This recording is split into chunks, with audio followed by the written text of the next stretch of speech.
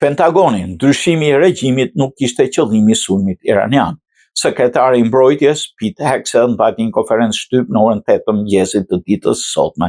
Në orën lindore, në lidhje me bombardimin e objekteve bërthamore të Iranit, ai u shoqërua nga generali i forcave ajrore Dan Kane, kryetari i shtapit përbashkët.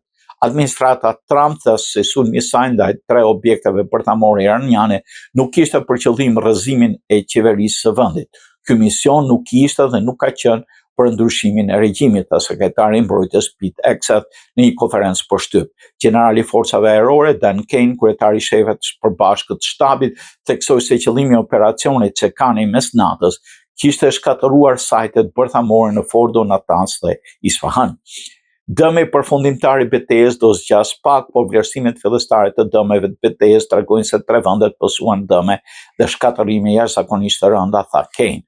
Sekretari i mbrojtjes të Shtetet e Bashkuara Pete Hegseth tha të dielën se pavarësisht një sulmi të papritur gjatë natës në vendet bërthamore të iraniane, Amerika nuk kërkon luftë. Hegseth tha se ishte e rëndësishme të theksojë se sulmet e Shtetet e Bashkuara nuk kishin shënjesër trupat iraniane apo popullin iranian, një përpjekje e fshehur për t'i treguar Iranit se nuk dëshiron akmarrje ndaj objektive amerikane në rajon.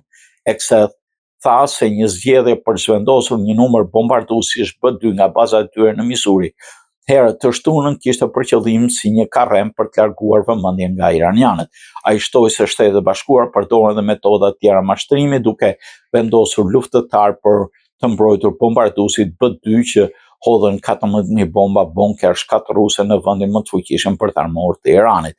Ai tha se gjitha këto taktika ndihmuan Shtetet e Bashkuara të hiqte bombat pa paremëruar avionet ushtarak të Iranit apo sistemet e tij të raketave ajrore. Në përfundim të informimit, shefi i mbrojtjes u përpoq të përsëriste edhe një herë mungesën e gatishmërisë që ndërhyra e Amerikës në Iran të shndrohet një luftë të zgjatur dhe etiketoi sulmet e natës si të kufizuara qëllimisht.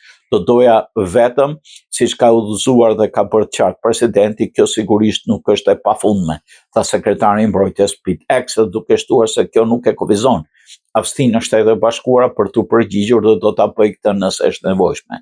Ushtria më e fuqishme në botë është pozicionuar dhe përgatitur për të mbrojtur popullin tonë, tha Hegseth. Or pasi diplomati më i lartë i Iranit zbuloi se linja e komunikimit mes Washingtonit dhe Teheranit mbeta e hapur, sekretari i mbrojtjes Pete Hegseth i bërejon vërejtjeve të tij në konferencë poshtyp. Mund të konfirmoj se ka mesazhe publike dhe private që u dërgohen drejt iranianëve në kanale të shumta duke thënë atyre çdo mundësi për të ulur në tryezë, tha Hegseth.